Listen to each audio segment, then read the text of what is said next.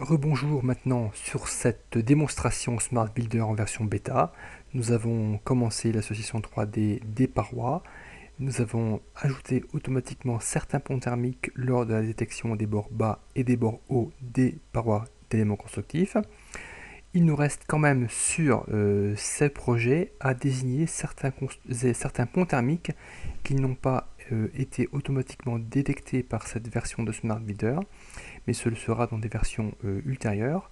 Qu'est-ce qui n'a pas été automatiquement détecté? Ce sont les ponts thermiques typiquement des angles de mur, angle rentrant et angle sortant. Et donc nous allons tout de suite les gérer. Donc les angles de mur sont liés à comment dirais-je, au principe constructif des murs. Donc ici je clique sur cette icône pour les déployer. On va déjà donc sélectionner les ponts thermiques d'angle sortant. Donc je clique sur l'élément 3D, je fais sur détection 3D. La détection des ponts thermiques est un petit peu plus délicate parce que là, il faut sélectionner non pas des surfaces mais des lignes.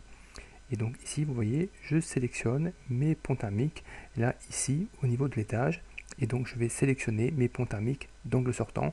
Vous voyez une fois de plus l'intérêt d'avoir ici des murs fins, c'est qu'on peut y accéder à la fois de l'extérieur et de l'intérieur.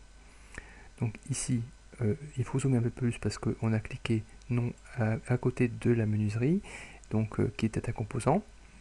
Voilà pour ces murs d'angle sortant. On peut faire pareil pour les murs d'angle rentrant. Alors les personnes qui connaissent bien la thermique du bâtiment savent que pour les angles rentrants, il faut aussi déduire 2 fois l'épaisseur du mur dans les parois adjacentes. Donc ce sera également géré dans des versions ultérieures de Smart Builder. Donc ce sera associé au moment où on sélectionnera les parois. Ici, il nous manque un angle rentrant à saisir à ce niveau-là. Je reclique ici sur détection 3D et je l'attrape ici. Pour ce qui est du rez-de-chaussée, on peut faire un petit peu différemment. Je reviens sur les calques pour effacer le calque de l'étage. Donc pour ce rez-de-chaussée, soit on fait donc ici une association 3D qui reste quand même un petit peu fastidieuse, soit tout simplement on peut multiplier par 2,50 m le nombre de ponts thermiques et faire un ajout manuel.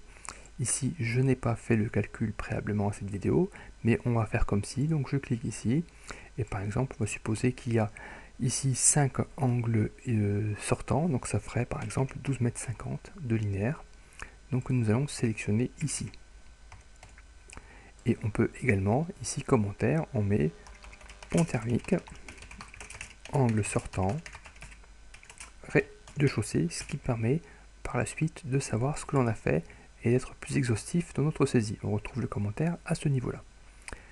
Également, ici, on a pour ce bâtiment au rez-de-chaussée 3 angles rentrants. Donc on va choisir ici, mesure manuelle, 7,50 m d'angle rentrant. Et on peut également mettre le commentaire. Ici, je ne vais pas le faire.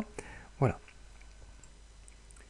Poursuivons maintenant sur la saisie des ponts thermiques manquants au niveau des ponts thermiques entre les murs et la toiture. Smart Builder, on revient déjà sur les calques, réaffiche les calques de l'étage et de la toiture. Smart Builder a détecté automatiquement les ponts thermiques des parois horizontales, mais pas sur les rampons de toiture dans cette version bêta. Et donc pour avoir un calcul précis, nous allons le faire.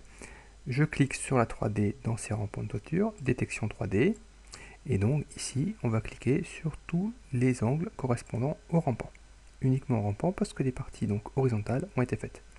Et idem sur donc ici l'autre côté du bâtiment. Voilà, donc ces détections est maintenant terminée.